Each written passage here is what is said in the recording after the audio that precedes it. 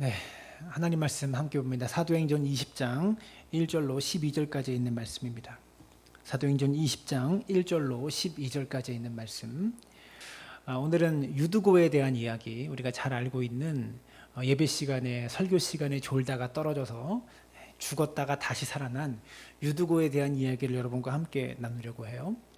1절을 먼저 한번 보겠습니다. 12장 1절, 유두고에 관련된 본문은 아닌데 이 1절 말씀이 제가 너무나 은혜가 되어서 1절을 좀 묵상해 봤어요. 1절 이렇게 시작하죠. 소요가 그침에. 소요가 그침에라고 20장 1절은 시작하고 있다는 거죠. 어떤 소요가 일어난 직후에 소요가 그친 건가? 어떤 소요가 일어난 것인가? 이게 중요합니다. 바로 한 장 앞에 있는 19장 28절을 보시면 에베소에서 사도 바울이 복음을 전하는데 이 사도 바울이 복음을 전하는 것을 방해하는 사람들이 큰 소요를 일으킵니다. 19장 28절에 이렇게 말하죠. 그들이 이 말을 듣고 분노가 가득하여 외쳐 이르되 크다 에베소 사람의 아데미어 하니 온 시내가 요란하여. 많은 사람들이 모여서 바울이 복음을 증거하는 것을 핍박합니다. 방해합니다. 34절을 또 보면 그들은 그가 유대인인 줄 알고 다 한 소리로 외쳐 이르되 크다 에베소 사람의 아데미어 하기를 2시간이나 하더니. 사람들이 다 한 목소리로 크게 외치는데 뭐라고 외쳐요? 크다 에베소 사람의 아데미어. 이 말을 2시간 동안 외치는 거예요. 하나님에 대한 이야기, 예수님의 부활에 대한 이야기를 바울이 전하고 있는데 그 옆에서 자기가 섬기는 우상에 대해서 크게 찬양하고 소리치고 있는 것이죠. 사람들이 몰려들어서 사도 바울의 일행이 복음을 전하는 것을 이 사람들이 2시간이나 지금 방해하고 있는 그 이야기를 지금 하고 있는 거예요. 여러분, 그 소리가 얼마나 온 시내에 크게 울렸겠습니까? 그리고 얼마나 많은 사람들이 아데미 여신을 섬기고 믿고 있었겠어요. 그런데 오늘 20장 1절은 이렇게 말합니다. 소요가 그침에. 소요가 그쳤답니다. 이 구절이 참 은혜가 되었어요. 하나님의 교회를 향한 사람들의 비방과 소요의 소리가 그치지 않을 것처럼 보였는데 바울의 일행들이 복음을 전할 때 방해하는 큰 소동과 큰 소요의 소리가 그치지 않을 것처럼 보였는데 시간이 지나니 그 소요가 그쳤다라는 겁니다.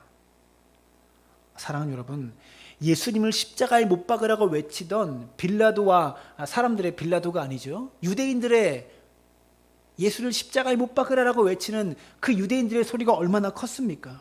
그러나 그 외침이 더 이상 들리지 않습니다. 스데반을 향해서 돌을 던지던 사람들이 여러분 그들의 외침이 얼마나 컸습니까? 근데 다 사라져 버렸어요.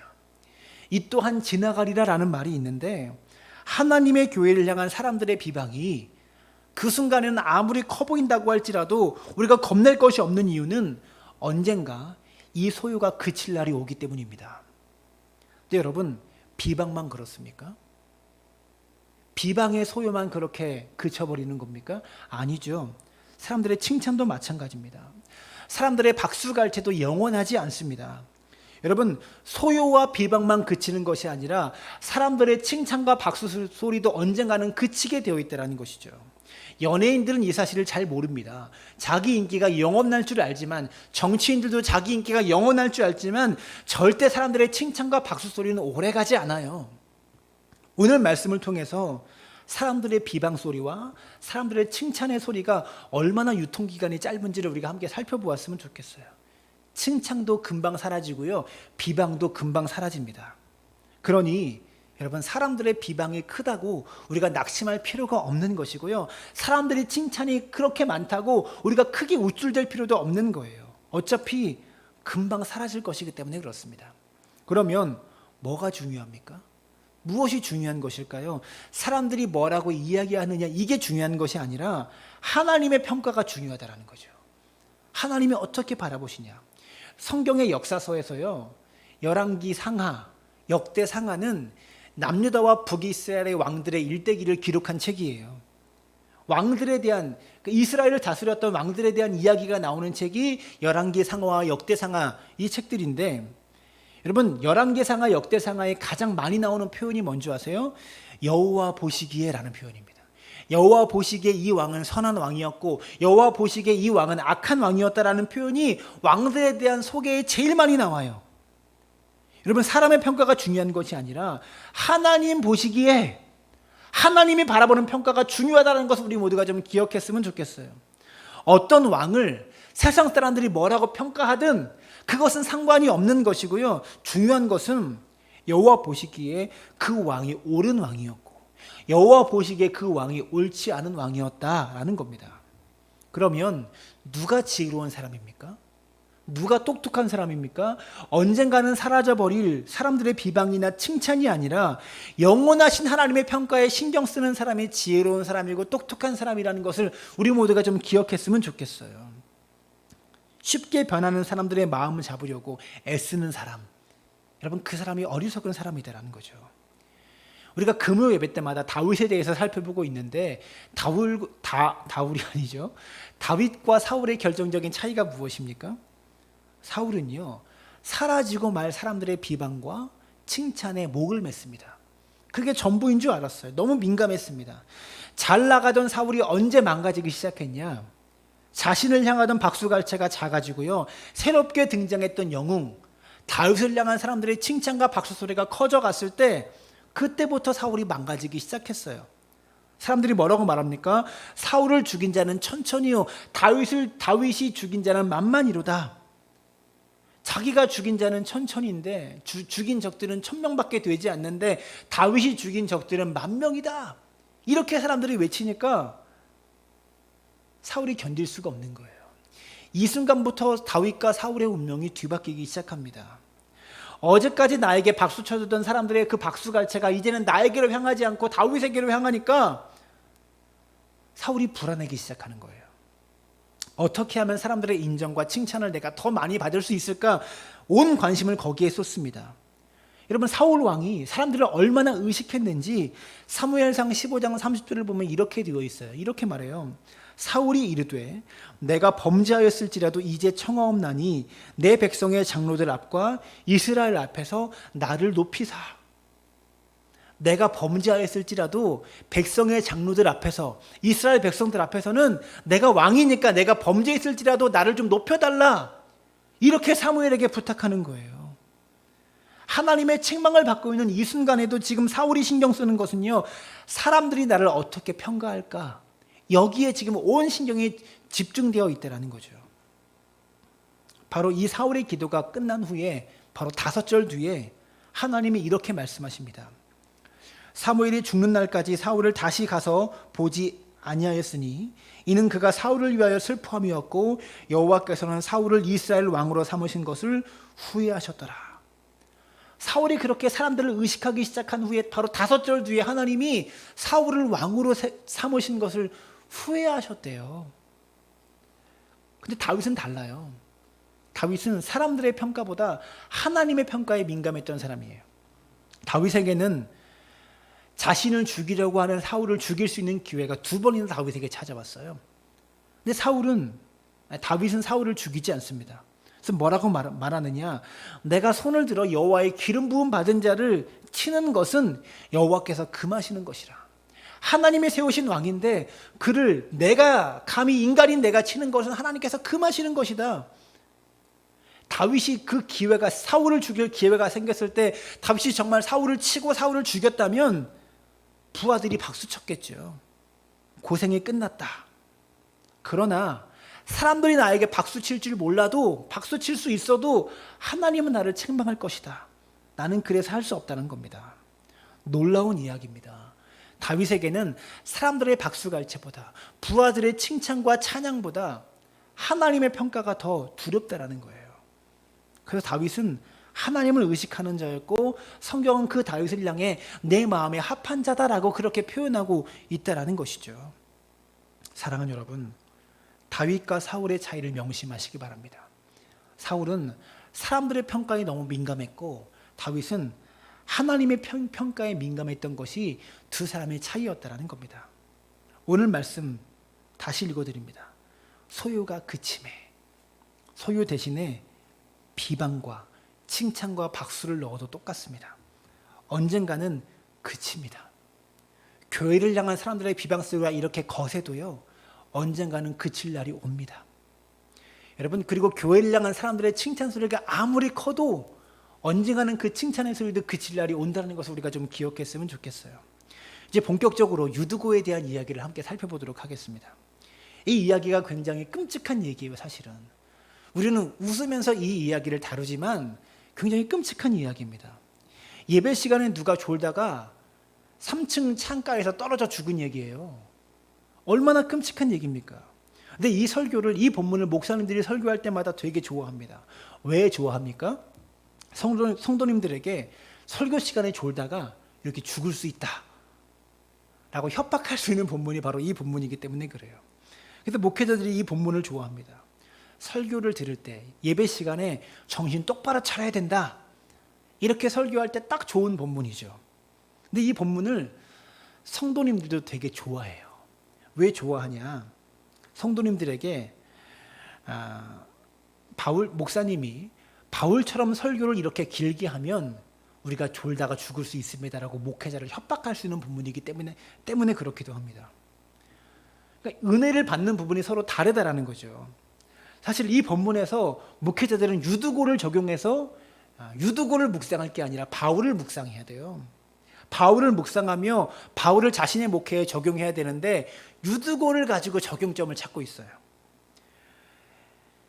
성도님들은 유두고를 보면서 본문을 묵상하고 적용해야 되는데 설교를 길게 했던 바울을 묵상하면서 바울에 대해서 적용점을 찾고 있다는 거죠. 우리가 성경을 잘 적용해야 돼요. 에베소서에 보면 여러분, 아내들아 남편에게 복종하라는 말씀이 나와요.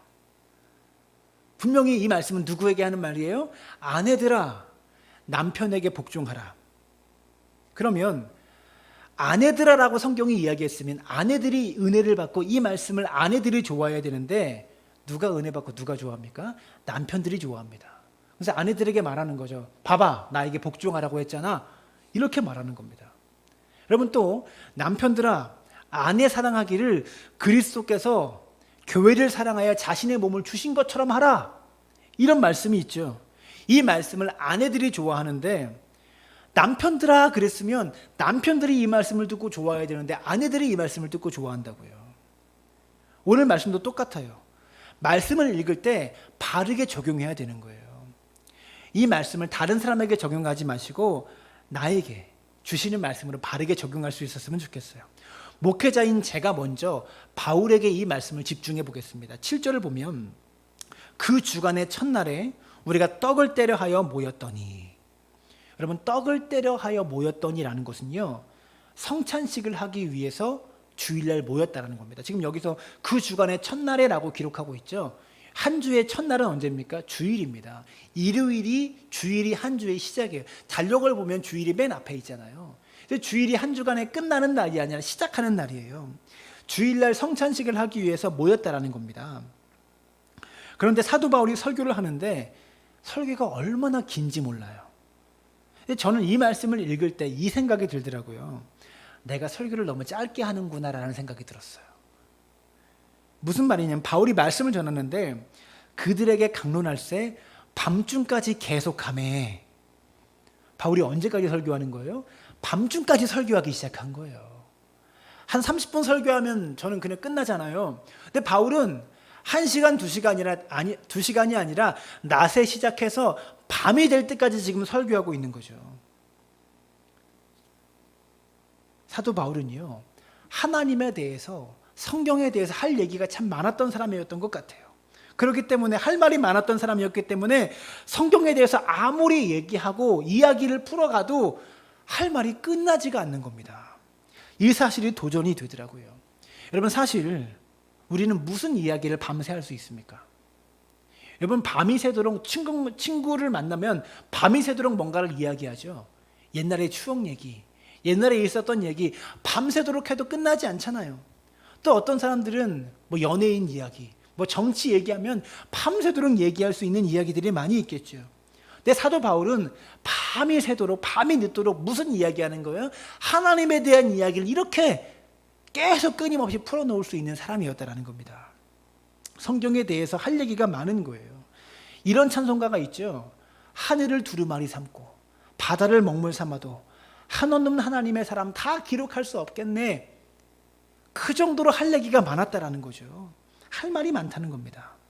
근데 여러분 중요한 것은요, 사도 바울이 이렇게 할 말이 많았는데 사도 바울의 설교를 잘했던 사람이었을까요? 아닙니다.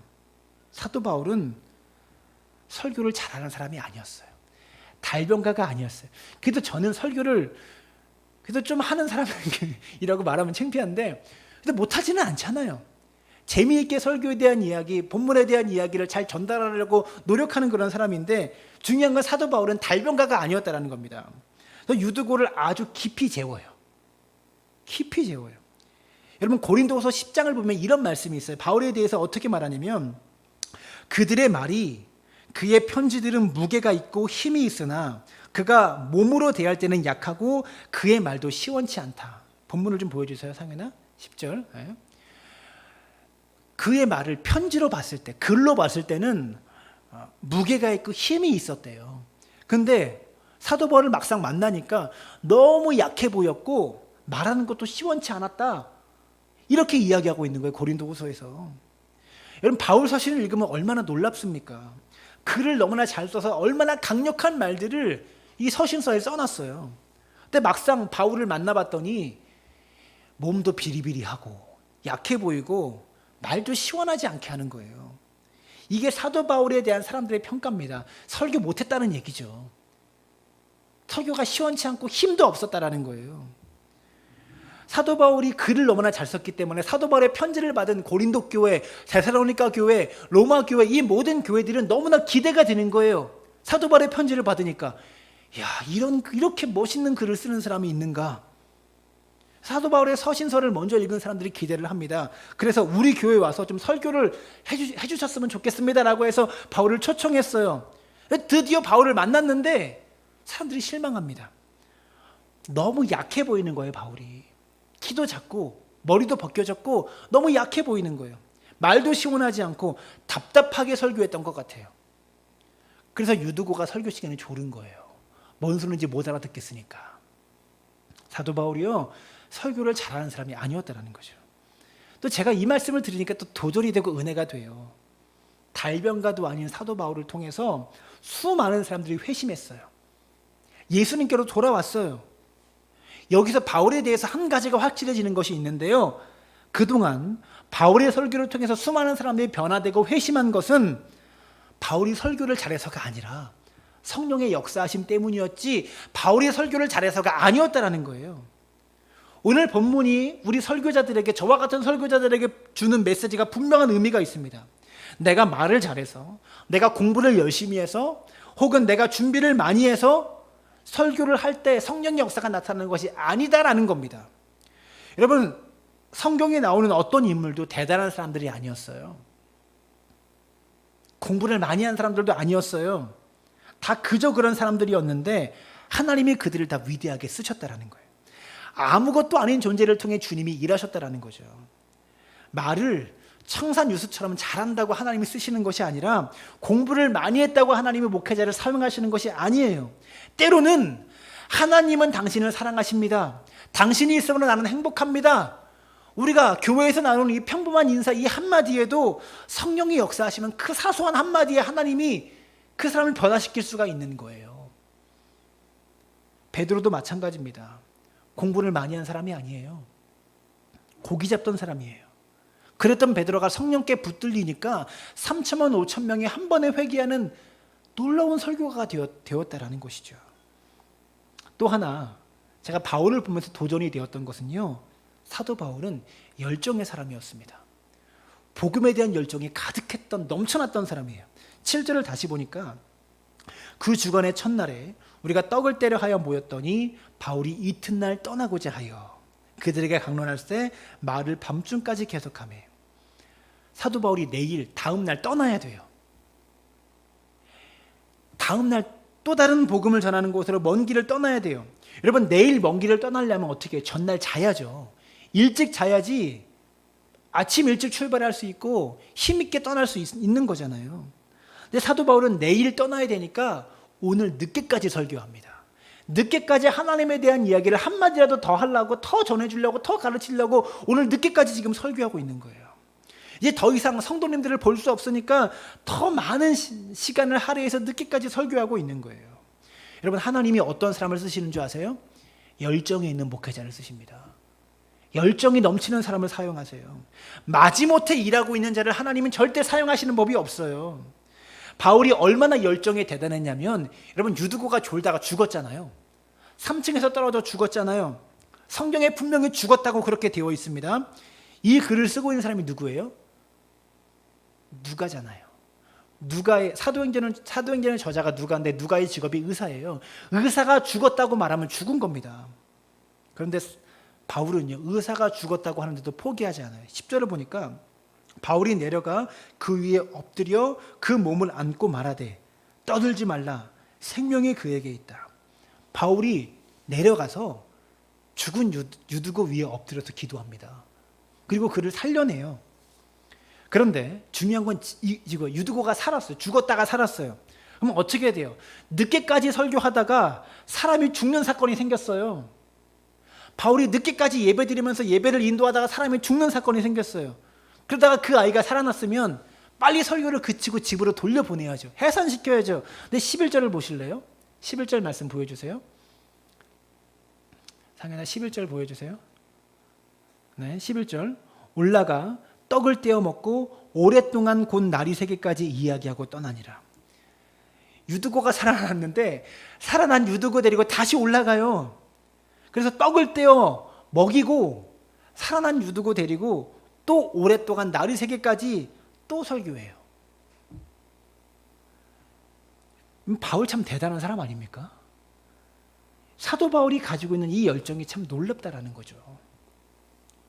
하나님이 바울을 왜 쓰셨을까요? 바로 이 열정 때문이에요. 마지못해 일하는 사람을 하나님이 쓰시는 게 아니라 바울이 가지고 있는 이 열정이 대단해서 하나님이 그를 사용하신 거예요.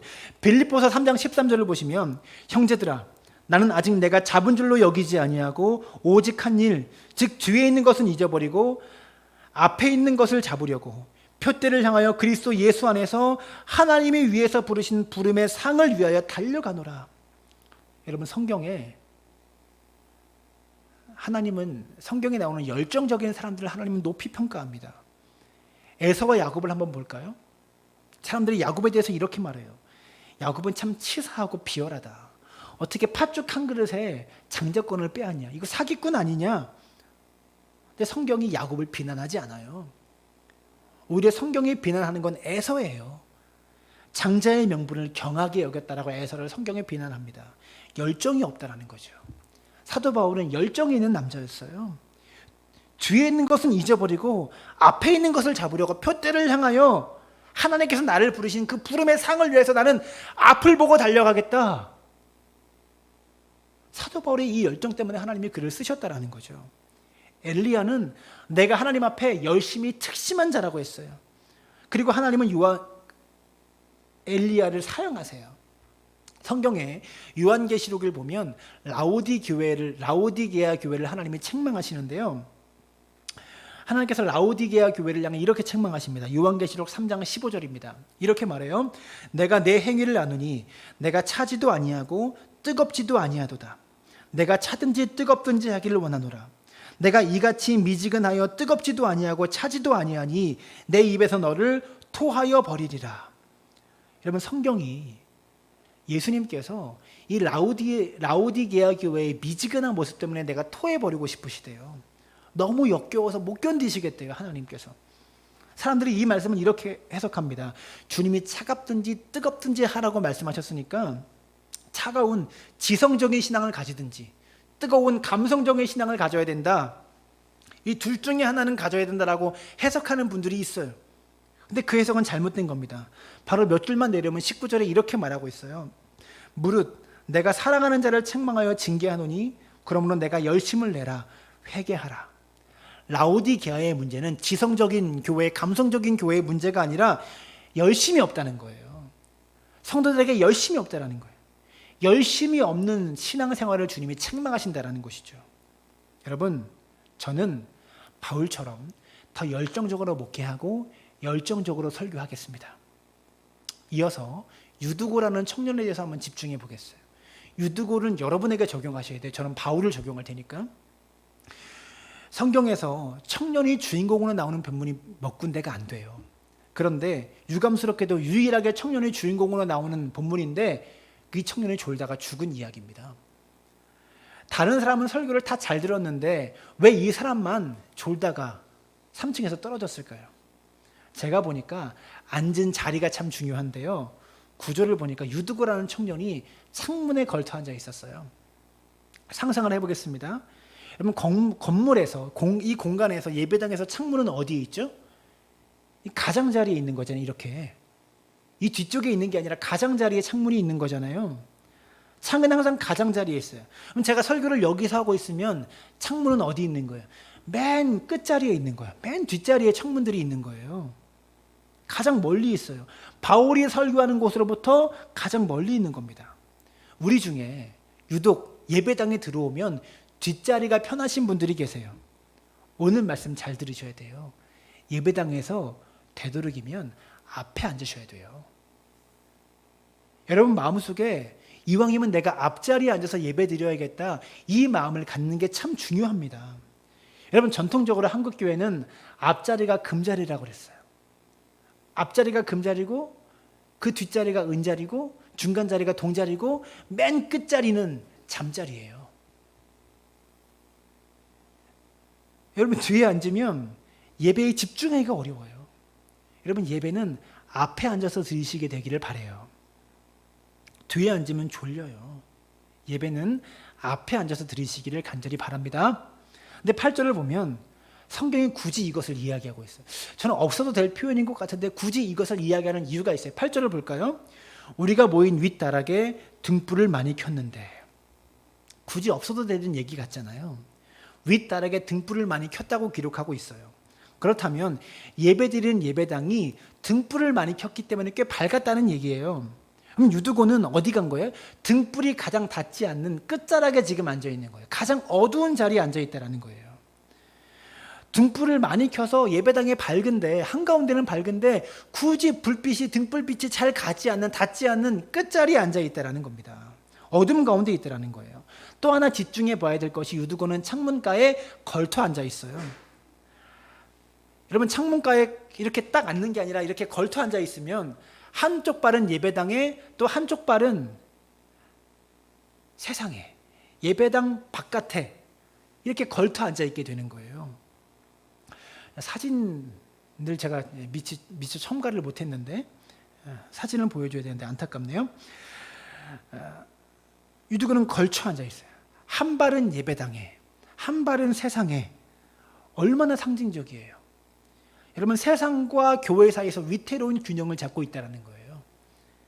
여러분 지금도 많은 이들이 세상에 한 발, 교회 한 발 이렇게 결쳐놓으며 신앙생활하고 있다는 거죠. 교회에서도 잘 믿는 것 같아요.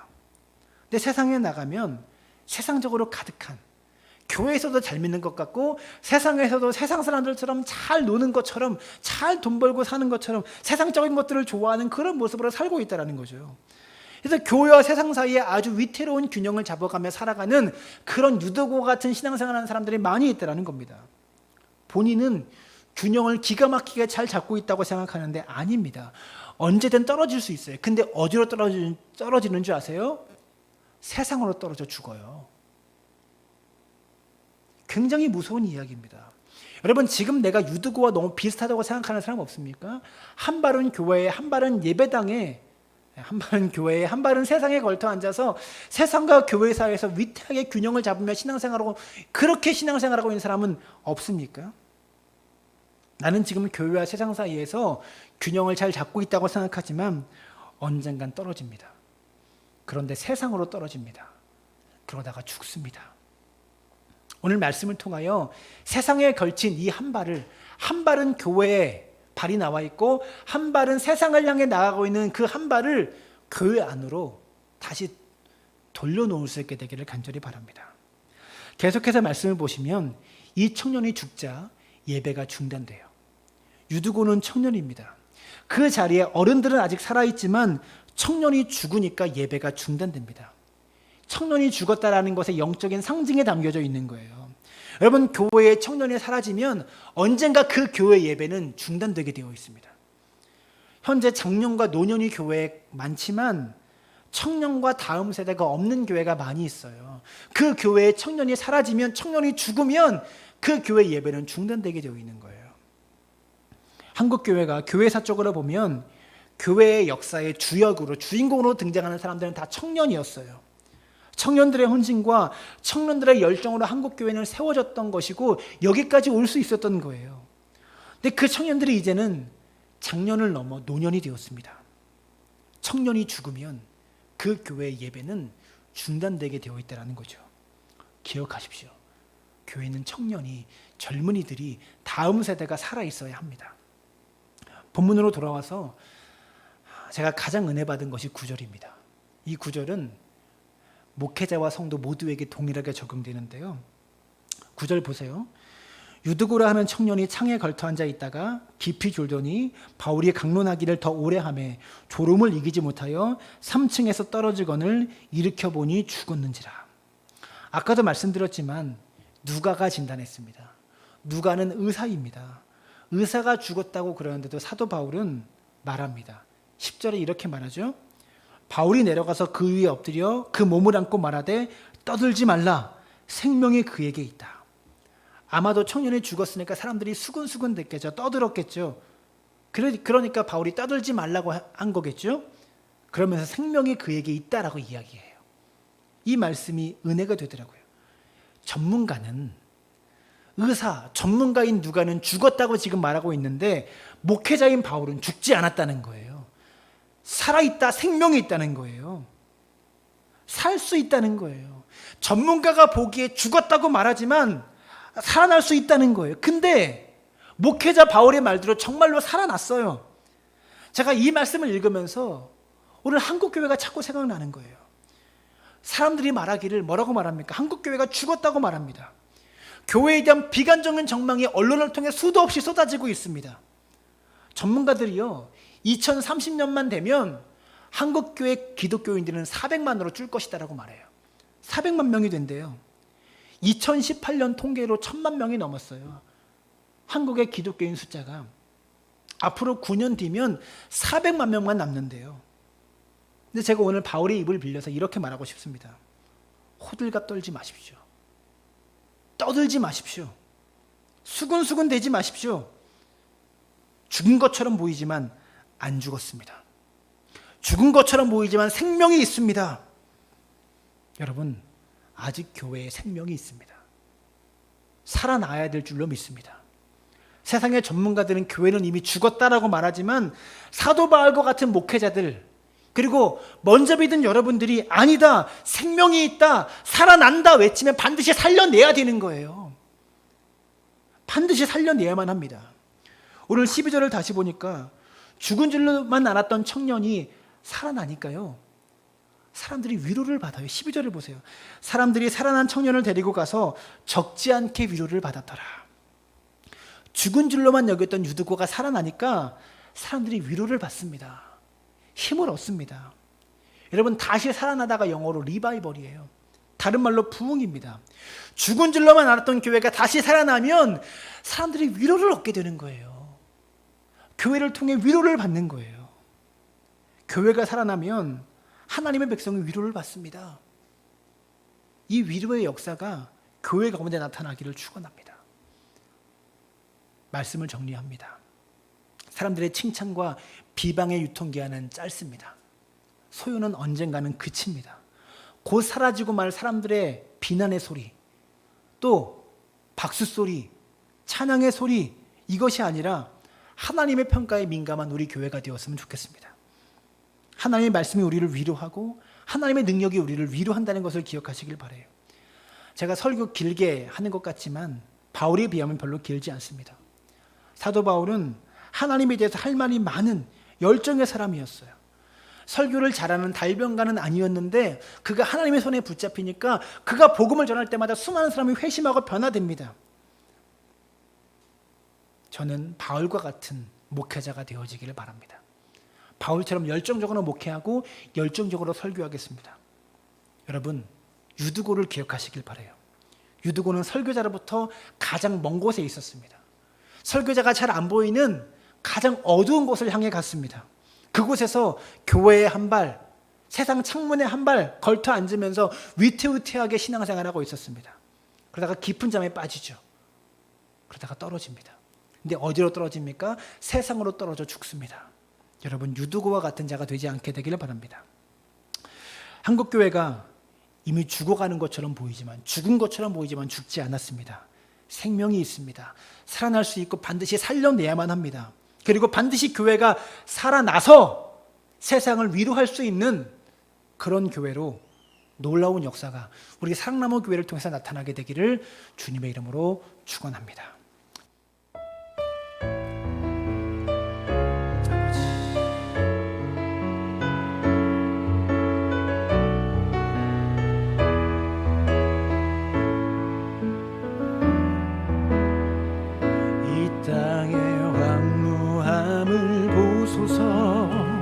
하늘의 하나님, 긍휼을 베푸시는 주여, 우리의 죄악 용서하소서. 이 땅 고쳐주소서. 이제 우리 모두 하나 되어 이 땅에 무너진 기초를 다시 쌓을 때 우리의 우상들을 태우실 성령의 불 임하소서. 분의 불길 타오르게 하소서. 진리의 말씀 이 땅 새롭게 하소서. 은혜의 강물 흐르게 하소서. 성령의 바람 이제 불어와 오 주의 영광 가득한 새날 주소서. 오 주님 나라 이 땅에 임하소서. 함께 기도합니다. 교회를 향한 비방의 소요들이 큽니다. 많은 사람들이 교회를 비방합니다. 그러나 여러분 기억하십시오. 언젠간 그 비방의 소리도 그칠 날이 옵니다. 사람들의 칭찬의 소리도 언젠가는 그칠 날이 옵니다. 그때 우리는 어떻게 준비해야 됩니까? 살려내야만 합니다. 죽었다고 말하는 교회를 반드시 살려내야만 합니다. 그 사람들을 위로하는 교회가 되어야 합니다. 오늘 바울의 모습을 저에게 적용하겠습니다. 바울처럼 하나님에 대해서 할 말이 많은 목회자가 되겠습니다. 열정이 넘치는 목회자가 되겠습니다. 열정 있게 목회하고 열정 있게 설교하는 하나님 그런 주의 종이 되겠다고 저는 그렇게 기도하겠습니다. 여러분은 유두고를 바라보고 하나님 제가 유두고처럼 되지 않게 하여 주옵소서.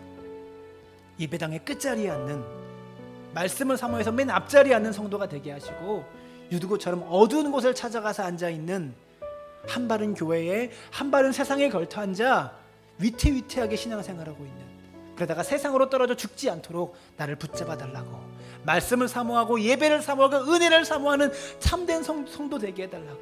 그래서 바울과 같은 목회자가, 또 말씀을 사모하는 성도가 죽었다고 말하는 교회를 다시 살려내서 세상 사람들을 위로할 수 있는 그런 사랑나무 교회 되도록 하나님 붙잡아 주시고 역사해달라고 우리 마음을 담아서 함께 기도하며 나아갑니다. 살아계신 아버지 하나님, 교회를 향한 비방의 소리가 아무리 크다고 하여도, 교회를 향한 비난의 소리가 아무리 크다고 하여도 언젠가는 그칠 날이 옵니다.